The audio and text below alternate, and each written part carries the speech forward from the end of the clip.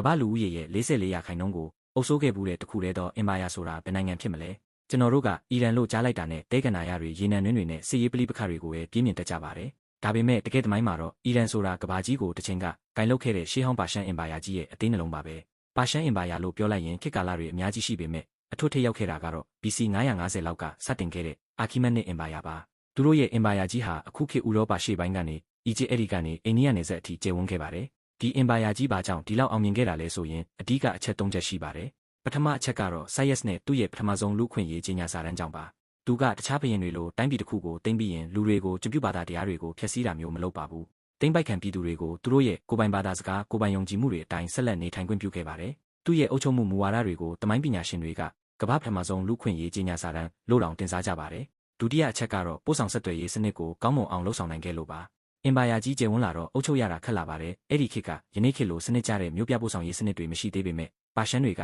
ကကီလိုမီတာ2900နီးပါးရှည်လျားတဲ့တော်ဝင်လမ်းမကြီးကိုဖောက်လုပ်ခဲ့ပါတယ်ခီးသွားလာရေးနဲ့သတင်းပို့စနစ်တွေအတွက်အသုံးပြုခဲ့ပြီးတာမန်3လလောက်သွားရမယ့်ခီးကိုဖျင်းတမန်တော်တွေကမြင်းတွေအဆင့်ဆင့်လဲပြီး9ရက်တဲနဲ့ရောက်အောင်သွားနိုင်ခဲ့ကြပါတယ်နောက်တစ်ချက်ကတော့ပြည်နယ်အုပ်ချုပ်ရေးစနစ်ကြောင့်ပါအင်ပါယာကြီးကိုပြည်နယ်တွေခွဲပြီးဖရင်ခံတွေခန့်အုပ်ချုပ်စေပါတယ်ဒီစနစ်ကဗဟိုချုပ်ကိုင်မှုလျှော့ချပြီးဒေတာအလိုက်လွတ်လပ်စွာစီမံခန့်ခွဲခွင့်ပေးတဲ့ယနေ့ခေတ်ဖက်ဒရယ်စနစ်ရဲ့ရှေ့ပြေးပုံစံလို့တောင်ပြောလို့ရပါတယ်အထက်ပါအချက်၃ချက်ကြောင့်ပါရှန်အင်ပါယာကြီးဟာနှစ်ပေါင်း300နီးပါးအရှေ့လယ်ပိုင်းဒေသရဲ့ယဉ်ကျေးမှုအချက်အခြာဗဟိုအဖြစ်အုပ်စိုးလွှမ်းမိုးနိုင်ခဲ့ပါတယ်ဒါပေမဲ့ပျက်စီးမဲ့အချိန်ရောက်တော့လေဘလောက်ပဲကြီးကျယ်ခမ်းနားတဲ့အင်ပါယာဖြစ်ဖြစ်အချိန်တန်ရင်တော့ကျဆင်းရတာတမတာပါပဲအာခီမက်နစ်အင်ပါယာကြီးကိုအလက်ဇန်ဒါက BC 330ဝန်းကျင်မှာအဆုံးသတ်ခဲ့ပြီးနောက်ပိုင်းအီရန်ပါရှားတမိုင်းဟာအင်ပါယာတစ်တွေထူထောင်လိုက်ပြိုကွဲလိုက်နဲ့အလွန်ရှည်လျားပြီးစိတ်ဝင်စားစရာကောင်းတဲ့ခီးချမ်းကိုဖျက်ဆီးခဲ့ရပါတယ်အလက်ဇန်ဒါကွယ်လွန်ပြီးနောက်သူ့ရဲ့စစ်သူကြီးဖြစ်သူကပါရှားဒေတာကိုဆက်လက်အုပ်ချုပ်ခဲ့ပြီးဂရီယဉ်ကျေးမှုတွေကိုတွတ်သွင်းခဲ့ပါတယ်အဲ့ဒီခေတ်ကိုစီလူးစစ်အင်ပါယာခေတ်လို့ခေါ်ရင်ခဲ့ပါတယ်နောက်ပိုင်းမှာတော့ဂရီအုပ်ချုပ်မှုကိုတွန်းလှန်ပြီးအီရန်နယ်ဖွားတွေပြန်လည်အာဏာရလာတဲ့ခေတ်တစ်ခုဖြစ်လာပါတယ်အဲ့ဒီခေတ်ကိုတော့ပါတီယန်အင်ပါယာခေတ်လို့ခေါ်ပါတယ်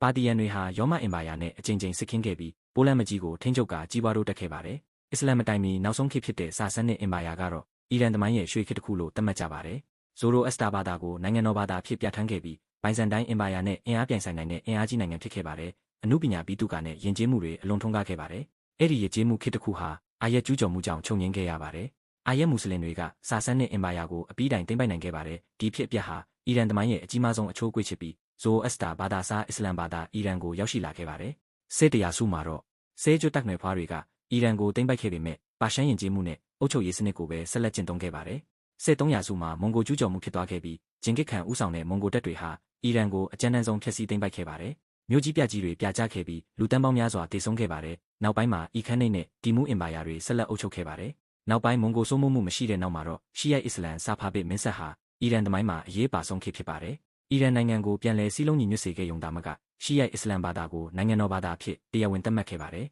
်ဒါဟာဘေးနားကဆွန်နီအင်ပါယာတွေအော်ရိုမန်နဲ့အီရန်ကိုယဉ်ကျေးမှုအရာကောဘာသာရေးရပါကွဲထွက်သွားစေပြီးဒီကနေ့အီရန်နိုင်ငံရဲ့အခြေခံစရိုက်လက္ခဏာဖြစ်လာခဲ့ပါတယ်ဒီနေ့ခေတ်အရှေ့လယ်ပိုင်းရဲ့မြေပုံပေါ်ကပဋိပက္ခတွေကိုကြည့်လိုက်ရင်ရေနံနဲ့နိုင်ငံရေးအာဏာတွေသာအပေါ်ယံအကြောင်းပြချက်ဖြစ်နေပေမဲ့တကယ့်ရေတောက်မြစ်ကတော့နှစ်ထောင်ချီတက်တန်းရှိတဲ့ရှေးဟောင်းအင်ပါယာကြီးတွေရဲ့အငွေ့သက်တွေဂုံတိတ်ခါတွေကဒီနေ့အထိသူတို့တွေရဲ့သွေးထဲမှာစီးဆင်းနေအောင်ပဲလားဆိုတာကတော့စဉ်းစားစရာပါပဲဒီနေ့ခေတ်မှာတော့ဘာသာရေးခေါင်းဆောင်တွေဥဆောင်နေတဲ့အီရန်ရဲ့အနေအထားဟာရှေးဟောင်းပါရှန်အင်ပါယာကြီးရဲ့ဂုံတိတ်ခါကိုပြန်လည်တက်သွင်းဖို့စ조사နေတာများဖြစ်နိုင်မလားဒါပေမဲ့ဒီကနေ့မှာတော့အယာရိုလာခိုမီနီရဲ့အာဏာရှင်ပုံစံအုပ်စိုးမှုဟာအမေရိကန်နဲ့အစ္စရေးတို့ရဲ့ခြေမုံမှုကြောင့်ပြိုကျပျက်စီးနေပြီပဲဖြစ်ပါတယ်။တမိုင်းဟာတကယ်ပဲတပတ်ပြန်လဲတက်သလား။ဝင်ရောက်ဆွေးနွေးသွားကြပါဦး။ဒီလိုမျိုးနေ့စဉ်ဗဟုသုတတွေအတွက် Daily Bite ကို follow ပေးခဲ့ကြပါအောင်